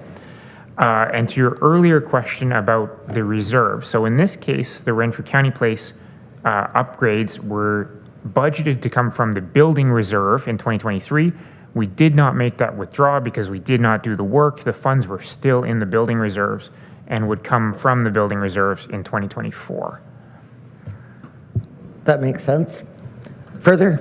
Thank you. And that opens the door to one of the other questions I had. So ultimately, and we discussed this at Health Committee yesterday, and it's available for Finance and Administration, you will note a substantial surplus variance within the paramedic service, and largely that is explained in the notes, and it is also provided for in the MESA spreadsheet, if you will, or a ballot sheet. But ultimately, I wonder through you, Madam Chair, if Mr. Burke could confirm. So while it is posted as a surplus variance because they are not being expended, ultimately the expenditures were all going to be financed by and large, not entirely, but largely financed out of draws on several different reserve accounts. So ultimately, if we're not draining the bank account, is somewhat of a different category than an actual surplus. It is not being spent, but it is not going to generate an excess of revenue. It is going to leave intact reserves. And I think, was it SDIP or modernization was the larger one that was going to draw from? I wonder if Mr. Burke could speak to that. Through you, Madam Chair, yes, that would be correct. So we're spending less than we anticipated. We will have more of those reserves left into 2025. I think the original plan was to have very, very minimal left. We had cobbled together three: the Safe Restart, which is primarily COVID, community paramedic, and then cannabis, which were ones we had tapped for our MESA program. And it looks like we will still have the vast majority of those left into 2025. Likely to continue running the MESA program is how we'll probably present a draft budget, and that can be subject to funding announcements or whatever else happens to be. But we are spending the reserves, our unrestricted internal reserves last, would be our last priority. So you see that first up is our HPP funding, which is use it or lose it, then our City of Pembroke share, and then our own internal reserves last. Thank you for that, and thanks for being such an optimist looking for further funding. Good on you. Member from Aviston Bromley, please. Thank you very much. I think it's important also to note on the MESA spreadsheet, or at least I thought it was important to note. So ultimately, the City of Pembroke cost share, and then immediately below that it says reserves, but that is the County of Renfrew cost share. But they are proportionate to each other, so both the city and however the city we're going to finance their $269,000 obligation. Mm-hmm. I don't know what that was, but ultimately they are seeing substantial savings. They have only contributed, by this chart, 26% of budget, whereas the County of Renfrew has contributed just under 31%. So both the city and the county are going to be realizing some savings that otherwise would have been expended. The next question I had was, so on the treasurer's notes, and 2/3 of the way down, you'll see Bonashare Manor, and it cites a surplus of $2,308,000, but on the municipal surplus that is cited on page 61, the bottom line for Bonashare Manor itself, it shows a surplus of just under 3.418 million, as opposed to 2.3. And I wonder what is what explains the delta between those two figures.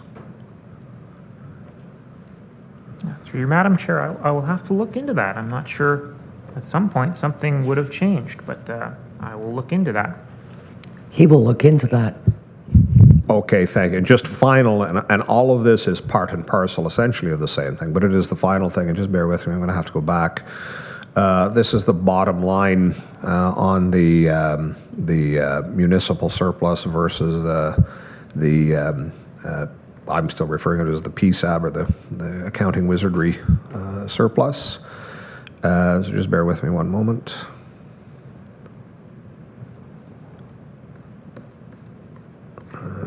Can't seem to.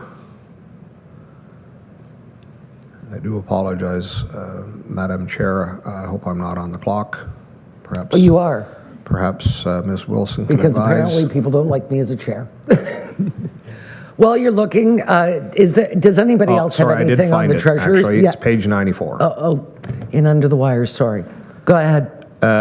So I note that at the Health Committee, the top two lines, Bonaire Manor and Miramichi Lodge, are both showing 0 as surplus deficit. And of course, they're showing 0 because the county contribution is precisely what we anticipated, or it is in fact 3/4 of what we anticipated. But we are seeing increased revenues from other sources and decreased expenditures, and I think largely, at least largely within the manor, it is because, again, of the challenge of staffing. We have achieved substantial savings, if that's the appropriate term, underspend on wages in direct care, a large amount of which is offset by purchase service and accommodation for purchase service. But ultimately, within those individual budgets, they're both showing it's 1.8 million is the current surplus at the lodge and 3.4 at the manor. So that's not actually reflected on this summary page, because this page is only reporting on the delta between the county's contribution, and the county's contribution has never been anything but actually what we have anticipated spending. Right. So just through you, if Mr. Burke could confirm, again, recognizing the vagaries of the variance within the Emergency Services Department, but ultimately the bottom line is this page is showing a municipal surplus, an entity-wide municipal surplus of 3.9 million, but when I add in the manor and the lodge, it comes to substantially more than that. And thank you, through you, Madam Chair. You are correct. The issue, though, with trying to extract any surplus inside Bonaire Manor and Miramichi Lodge and apply it to, say, reserves or what have you, extract that money and try and build a road with it, is that A, it's shared with the City of Pembroke, and B, especially these days, some of those fundings, while the province is very clear they are unrestricted, they are also very clear that you cannot use it to bonus or otherwise enrich your shareholders. Taken broadly, I would take that to mean that we cannot extract it. It must remain within the home for use by that home. Certainly that's the intention of the revenue that was given. So I am careful about our ability to extract surpluses out of the homes. It's certainly something to look at going forward when we budget for next year. Is there will be substantial reserves inside of the homes that may reduce our requirement to contribute taxpayer dollars, but I'm not sure about going the other way and trying to rebate money out of the homes reserves into our unrestricted reserves. Supplementary. Thank you very much, Madam Chair. And this is salient because of the open question that was answered a year ago, almost exactly a year ago, with respect to the enhanced care and our eligibility to continue to own, if you will, what we had anticipated needed to be reconciled to the province. And ultimately, while I acknowledge what Mr. Burke is saying is that a surplus realized in long-term care is not something that could build a road, and acknowledge, of course, as well that these are jointly held with the City of Pembroke. However, What I would suggest, much like the situation at budget time, where we did find we had substantial latitude because of that favorable decision on the enhanced care funding, that if in fact we can allocate more of that to our costs, then it can displace levy dollars. And there is a distinction, because ultimately every long-term care in Ontario, whether it is municipal, not-for-profit, or for-profit, receives funding from the province of Ontario to administer that. We have decided appropriately for quite a long time to have substantially enhanced and augment the funding that is provided from the province to the 2 long-term care homes. We are not required to do so. It is our decision to do so. So ultimately, at the end of the day, I would submit that we do have the wherewithal to displace levy dollars with grant dollars. We do absolutely have to maintain our standing with the province, and any funds that must be reconciled back to the province are going to be reconciled back to the province. Fully concur with that. But I would say is I am not convinced that there is not an opportunity. Depending on how we continue to go on that. I'm not suggesting that we do this at this time, but I would submit that outside of a distribution of essentially remnant dollars or surplus dollars on the funding formula, that they could be reallocated. Is simply that we cannot reallocate them unilaterally to the County of Renfrew, because the City of Pembroke owns some of those. But if in fact there was a refund anticipated, then each of us could in fact, I would submit, build roads with dollars that have displaced levy dollars, that are our discretionary levy dollars that are applied to long-term care. I'm certainly cognizant of the capital needs and the requirements of our corporate asset management plan that essentially Mr. Blackmore owns. So at the very least, these are surplus dollars that will address our capital needs as currently structured and recognized. They are exclusively going to fund the capital needs within long-term care, but I'm not convinced that that surplus dollars are not levy dollars that are remaining surplus as opposed to provincial grant dollars. And that I think that depending on what our continued year-end may look like within long-term care, I think that there is opportunity to perhaps pave a road with levy dollars that would otherwise have been expended within long-term care. Thank you for that. Something to noodle on for budget time. Member from North Algona, Wilberforce, please. Thank you, Madam Chair, and through you, again, on the Treasurer's notes. Just if you could explain, I'm trying to understand this timing of the Q4 payment to MPAC, and we're looking at a deficit there. Is that something that will still be in a deficit position at the end of the year? Through you, Madam Chair, no, that's just that the final payment to MPAC, we pay them 4 times a year. It happened to occur in September. It's budgeted for in October, so it's just a timing issue. It'll sort itself. Member from Killaloe, Haggerty and Richards, please. Thank you, Chair. I just want to say thank you. These notes are awesome. This is, I hope we're going to follow the same path for the budget process, because this is really informative, and I think it's a big benefit to each and every one of us. Thank you. Stop stealing my thunder, Dave. I was going to say the exact same thing. I think, at other committees, department heads have given verbal, this and this and this that look askew. I really appreciated having this. And I think it lessened the amount of questions because most of those would have been questions that you would have been answering anyway, so thank you. All right, anything further on this? Then we will move on to number 3, the annual repayment limit. Member from Abbotston Bromley, please. Thank you, Madam Chair. I'm just kind of curious, what is our current repayment limit? How does this compare? Through you, Madam Chair, I do not recall what our 2023 repayment limit was. This one is the 2024 repayment limit based on 2023's FIR. So it's always backwards indicating, we're 9 months through the year by the time we get informed of what. 18 months. Yeah, I would have to double check and see what last year's was. Member from Evanston Bromley, please. Thank you, Madam Chair. As always, there is no urgency. If Mr. Burke would be so kind as to have that number for County Council, I may or may not ask that question at County Council. Put it in the report. Number 4, the treasurer's meeting for the AOWC.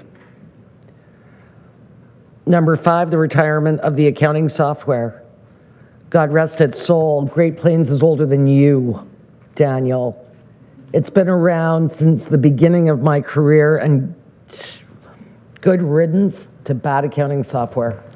Through you, Madam Chair, Mr. Foss was hired to help implement it. Really? Yes. So when was that? With the downloads, it would have been in the 2000. Okay. 99, yeah, something like that. Well, Volvo used it long before that, so it's been around a long time. It's terrible software. Or it was, God rest its soul. Number 6, the WSIB actuarial review. That is the first time I've ever seen it in our favor. Member from Evanston Bromley, please. Thank you very much, Madam Chair. Just as a note on the previous conversation, I think when Great Plains was first purchased, it still had to utilize an abacus to make it work. On the WSIB actuarial review, this has been accelerated. I note that in this one, there is a forecast, essentially, for the final quarter. Typically, this was not done until the end of the year, and we receive the report in March.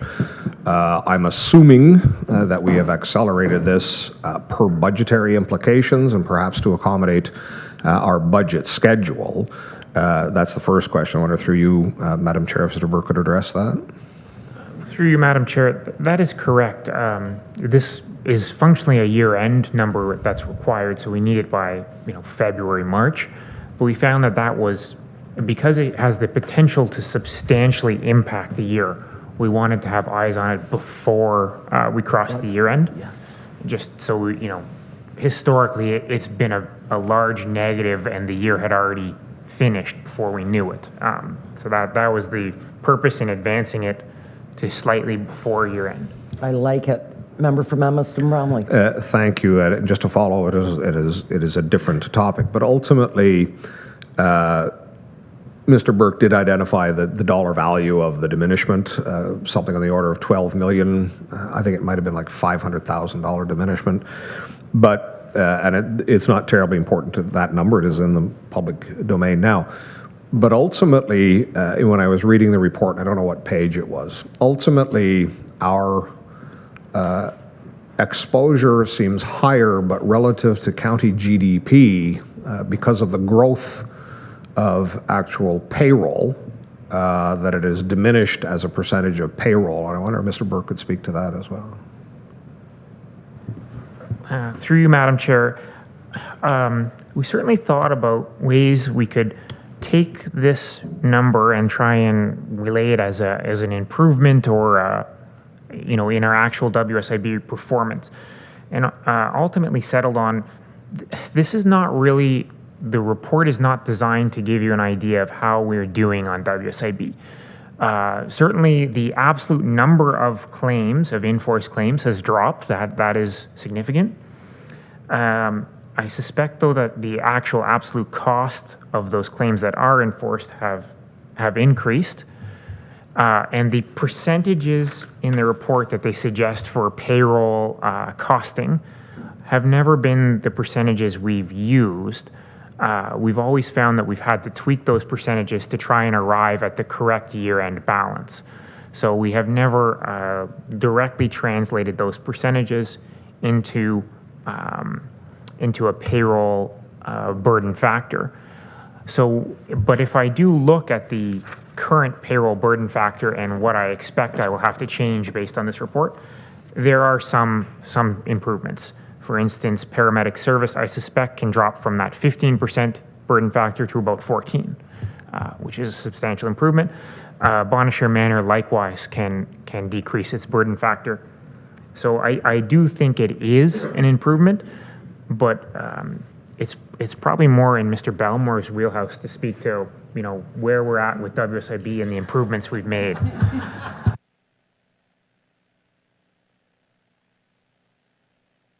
We'll let Mr. Belmore come back at a later time.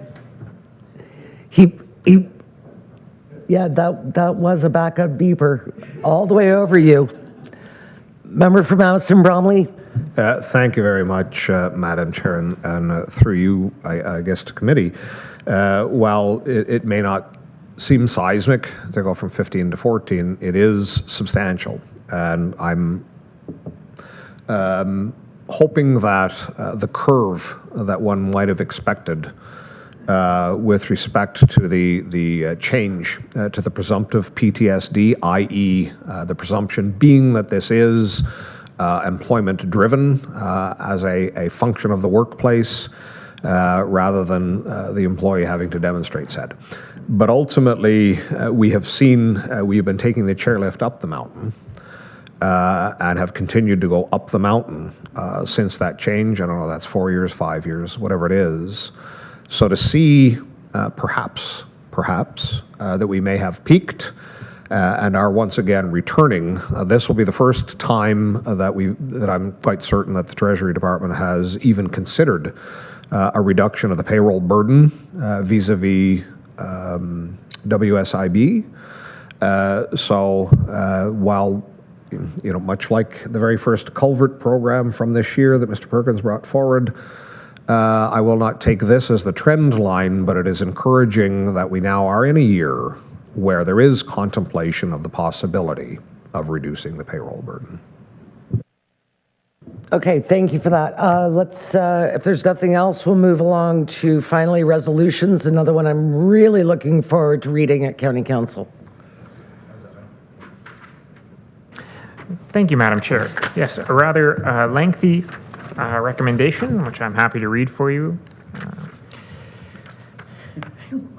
Whereas municipalities face growing infrastructure needs, including roads, bridges, public transit, water systems, and other critical services, which are essential to community well-being and economic development, and whereas the current sources of municipal revenue, including property taxes, user fees, are insufficient to meet these increasing demands for infrastructure investment, and whereas the province of Ontario currently collects the land transfer tax on property transactions in municipalities across the province, generating significant revenue that is not directly shared with municipalities, and whereas the federal government collects the goods and services tax, GST, on property transactions, a portion of which could be directed to municipalities to address local infrastructure needs, and whereas the redistribution of a portion of the provincial land tax and GST to municipalities would provide a predictable and sustainable source of funding for local infrastructure projects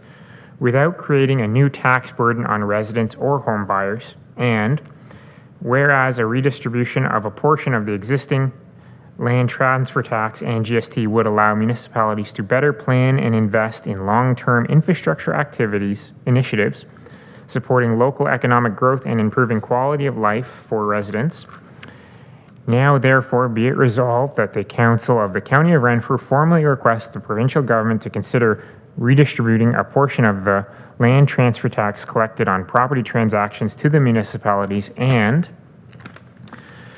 be it further resolved that the Council of the County of Renfrew calls upon the federal government to allocate a percentage of GST collected on property sales to municipalities, and be it further resolved that this redistribution of land transfer tax and GST should be structured to provide predictable and sustainable funding to municipalities, allowing for better long-term planning and investment in infrastructure projects that benefit local communities, thus ensuring local governments receive a fair share of the revenue to address critical infrastructure needs, and be it further resolved that a copy of this resolution be forwarded to the Honourable Justin Trudeau, Prime Minister of Canada, the Honourable Doug Ford, Premier of Ontario, the Honourable Kinga Surma, Ontario Minister of Infrastructure, the Honourable Paul Calandra, Ontario Minister of Municipal Affairs and Housing, the Honourable Peter Bethan-Falvey, Ontario Minister of Finance, Cheryl Gallant, MP for Renfrew, Nipissing, Pembroke, and John Yakubuski, MPP, Renfrew, Nipissing, Pembroke. And be it further resolved that a copy of this resolution be forwarded to all 444 municipalities in Ontario, the Federation of Canadian Municipalities, the Association of Municipalities of Ontario, the Rural Ontario Municipal Association, the Federation of Northern Ontario Municipalities, and the Northwest Ontario Municipal Association for their endorsement and advocacy. Good work. I'll ask for a mover and seconder to get it on the floor, please. Moved by the member from Deep River, second by the member from North Elgin-Wilberforce. Discussion. All in favor? And that carried unanimously. And the report as a whole. A mover and seconder, please. Moved by the member from Laurentian Hill, second by the member from Killu, Haggerty, and Richards. All in favor? And that carries. And at this time, we will move on to Human Resources with Mr. Bellamore. Take it away. Thank you, Madam Chair, and good morning to committee. So information item number 1 in my report today is about another career fair that we attended in concert with the Economic Development Department at the Shaw Centre in Ottawa. It was called the Best Places to Work Expo, and it was hosted by the Ottawa Business Journal and Ottawa Board of Trade. The staff that attended said it was very, very busy. They never had a chance to sit down, so they met and spoke with a lot of people, and hopefully that can lead to future employment opportunities at the county for those individuals. The second information item is about the Municipal Labour Market Group presentation. On October the 10th, I attended a session at the Best Western hosted by the Renfrew and Lanark Labour Market Group. This session had a guest speaker from Abacus Data, the CEO, Dr. David Coletto, who was very insightful, and I know a number of members of council were also present, as this session was designed for municipal leaders and looking at strategies to support labor force attraction in the municipal sector. And with that, I'll take a pause. Thank you. We'll go back to information item number 1. Information item number 2. Yes, I was really sorry to miss it. I was otherwise engaged that day. And now we'll move on to your 2 bylaws, please. Perfect. Thank you. So the first bylaw is in regards to our benefits renewal of services, and the recommendation is that Finance and Administration Committee recommends to County Council that a bylaw be adopted to enter into a service agreement renewal with Cowan Benefits Consulting for the period January 1, 2025 to December 31, 2025, and that County Council adopt a bylaw to enter into a service agreement renewal with Manulife Financial for the provision of benefit insurance program policy 4704 and 4705 for the period of January 1, 2025 to December 31, 2025. Thank you. I'll ask for a mover and seconder to get it on the floor, please.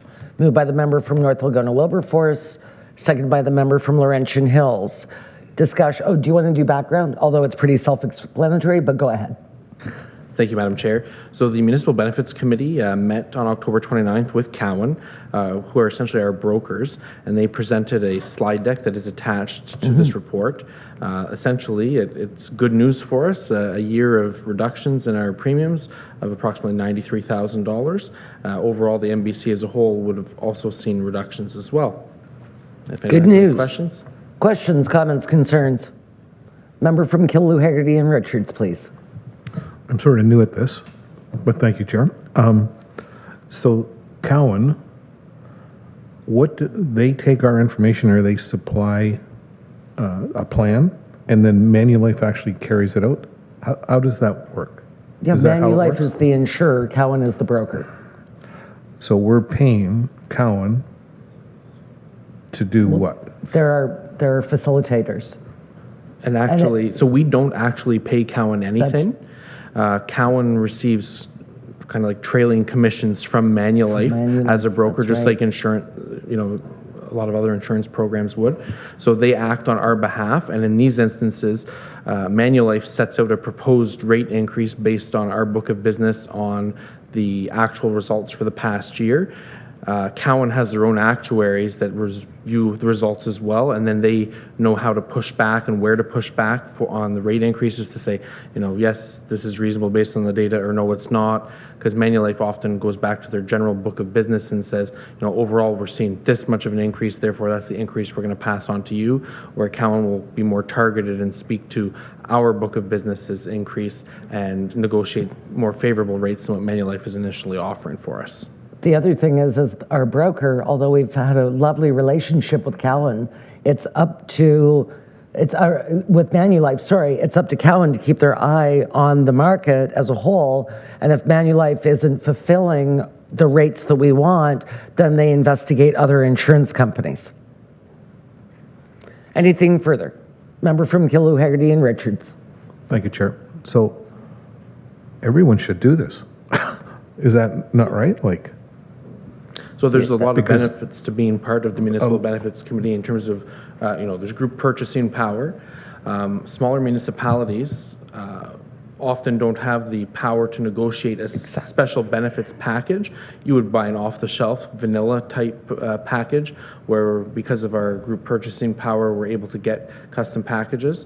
There's 29 packages here at the county alone, and then there's all of the members have their own. So there's over, I think, 40 distinct packages that are available through Cowan right now. The other piece is Cowan, they have the phone numbers of people directly at Manulife, and they have the relationships with the insurance companies, because you're right, they deal with other firms other than Manulife. Yeah. But if we have a problem with something, we call them and they resolve it for us. And again, because of our purchasing power, we've seen instances where certain municipalities, they made a mistake on something and maybe not updated a piece of information for a couple of years. Cowan's been able to fight on our behalf and say, retroactively correct it, but at no cost to the municipalities. So things like that, they act on our behalf. And Cowan themselves also offers a broader range of services than just brokerage consulting. And some of the packages that some of the municipalities take part in include return to health services. So they almost act as an AUC health department for smaller individual municipalities. Thank you for Insurance 101. That was wonderful. Thank you. All in favor? And that carried unanimously. And now we'll move on to your final item, Mr. Belmore. Thank you, Madam Chair. So number 4 is the bylaw for corporate policies and procedures. As you can see, we've done a large review of our occupational health policies. So the recommendation is that the Finance and Administration Committee recommends to County Council the approval of the following amended corporate policies: D01, short-term disability plan; D02, long-term disability plan; G02, employee incident accident / near miss reporting; G04, Workplace Safety and Insurance Board; G05, Return to Work, Stay at Work; and that the following new corporate policies, A23, accommodations; E13, accommodating disabilities; E14, non-work related illness and injury; E15, personal time off; and the removal of the following corporate policy, D03, benefit and service continuation during STD/LTD, and that a bylaw to amend bylaw 6303, being a bylaw to establish human resource corporate policies and procedures for the County of Renfrew, be adopted. Thank you for that. I'll ask for a mover and seconder to get it on the floor, please. Moved by the member from North Algona Wilberforce, second by the member from Killu, Haggerty, and Richards. Discussion. The background's there. I think you don't have to go through every single one of them. Member from Admiston Bromley, please. Thank you, Madam Chair. This is with respect to item I, policy E15. Just curious, is the personal time off policy displacing sick leave, or is it not an enhancement, but is there additional time off being made available, or is it simply opening the eligibility for usage of this time? Please. Thank you, and through you to the councillor. So this would be to displace. So currently we have a sick leave incentive program that if you don't take 12 sick days in a year, you get paid 6 days of time out at the end of the year. So we're proposing using the funds that would have covered that to essentially offer individuals the opportunity to take 6 days off paid for whatever the reason, be it mental health and wellness, be it sick children, because obviously our sick days are for employees themselves, but for sick children, for whatever the reason is. I think it was brought forward in one of our previous committee meetings or council meetings around our bereavement leave policy when it was brought forward. If it's the wife of your ex-wife, but the mother of your children, this is sort of the policy that would allow you to take time off to go and attend that because it's not covered under bereavement leave. Right. So this is sort of a revamp to give, more flexibility to the use of that time at no additional cost to the county. Supplementary. Thank you, and I think that perhaps Mr. Belmore had anticipated the follow-up. So if I'm understanding correctly, there are no net budgetary implications. We've been budgeting for these number of days, i.e. the 6 + 6, so it is simply changing the nomenclature or the naming convention. Through you, Madam Chair, that's correct. Thank you. Excellent. Anything further? Then I'll call the question. All in favor? That carried unanimously. The report as a whole. Mover and seconder, please. Moved by the member from Killu, Hardy and Richard, seconded by the member from Deep River. Anything further? All in favor? All right. Ms. Wilton, My turn. take it away. We saved the best to last. And I'm short and sweet. So item really 1 highlights the provincial offences workload up to the third quarter. Item 2 is our courtroom statistics. We remain in target for our time to trial, and we've been receiving the judicial resources we need. And item 3 is just a note that I attended an East Region Managers meeting in Cornwall on October 28th, and the agenda items are listed. You're a rock star. That's it for me. Information item number 1, the POA workload. And I will note that AMO is still working on some policy. Member from Almaston Bromley, please. Thank you very much, Madam Chair. Through you to committee, much appreciate that Ms. Wilton now has included in the report in the third column from the left the prior year's charges.